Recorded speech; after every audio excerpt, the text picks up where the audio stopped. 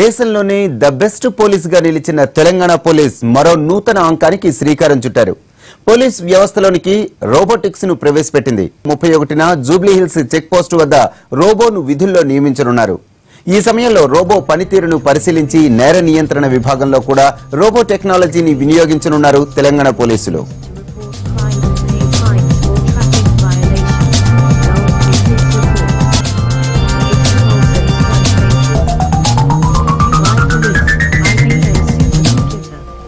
ప్రపంచంలోనే అరుదైన police robo design ను తెలంగాణ ఐటీ శాఖ ప్రిన్సిపల్ సెక్రటరీ జయేష్ రంజన్ ఆవిష్కరించారు.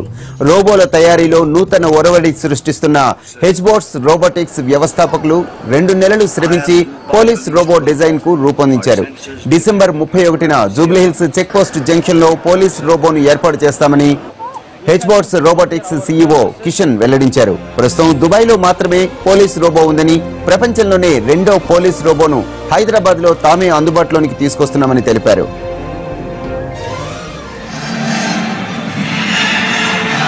జూబ్లీ చెక్ పోస్ట్ పరిసరాల ఫోటోలు, వీడియోలు, మెసేజ్లను పోలీసులు రోబో సర్వర్ కు పంపిస్తున్నారు. ఎవరైనా ఫిర్యాదులు ఇచ్చినా స్వీకరిస్తుంది. అంతేకాదు పరిసరాల్లో బాంబులు, అనుమానాస్పద వస్తువులు ఉంటే గుర్తిస్తుంది. తెలంగాణ ప్రభుత్వం పోలీసుల అనుమతితో పోలీస్ రోబోకు యూనిఫామ్ వేస్తారు. ఒకే చోట ఉంచేందుకు, అటు ఇటు కదిలేందుకు ఈ రోబోకు అవకాశం ఉందని సైంటిస్టులు తెలిపారు.